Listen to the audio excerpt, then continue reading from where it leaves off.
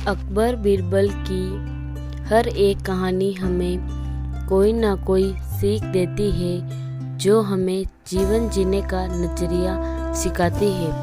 बादशाह अकबर हर बार बीरबल को कोई ना कोई चुनौती देते हैं और बीरबल अपनी बुद्धिमत्ता से असंभव से दिखने वाले काम का भी आसानी से समाधान निकाल लेते हैं।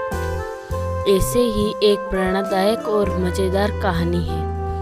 एक बार बादशाह अकबर बीरबल के साथ अपने शाही बाग में घोड़े पर बैठकर हरे भरे पेड़ों और हरियालों का आनंद ले रहे थे। तभी अकबर कहने लगा, बीरबल, मैं चाहता हूँ कि तुम मेरे लिए हरे रंग का घोड़ा लेकर आओ।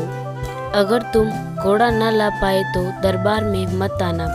मज़ेदार बात यह थी कि बादशाह भी जानते थे कि हरे रंग का घोड़ा तो होता ही नहीं है। बीरबल भी सच्चाई से रूबरू थे, लेकिन अकबर ये देखना चाहते थे कि बीरबल अपनी हार स्वीकार करते हैं या उनकी इस अटपटी चुनौती का कोई हल निकालते हैं। बीरबल अब हरे रंग के घोड़े की खोज के लिए जानबूझकर 7 दिन तक इधर उधर घूमते रहे। 8वें दिन दरबार में पहुँचे। वह अकबर से कहने लगे कि जहाँपना, मुझे हरे रंग का घोड़ा मिल गया है।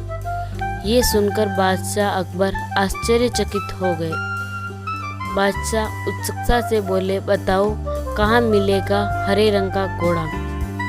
बीरबल ने कहा, महाराज, घोड़े के मालिक ने घोड़ा देने के लिए 2 शर्त रखी है। बादशाह ने उत्सुकता से पूछा, कैसी शर्त? बीरबल ने कहा, पहली शर्त है कि घोड़ा लेने बादशाह को स्वयं आना पड़ेगा। अकबर ने पूछा, तो फिर दूसरी शर्त क्या है? बीरबल कहने लगे कि दूसरी शर्त है कि बादशाह को घोड़ा लेने सप्ताह के 7 दिनों के अलावा कोई और दिन चुनना होगा। ये सुनकर अकबर हैरान हो गया और पूछने लगा, ये कैसी शर्त है?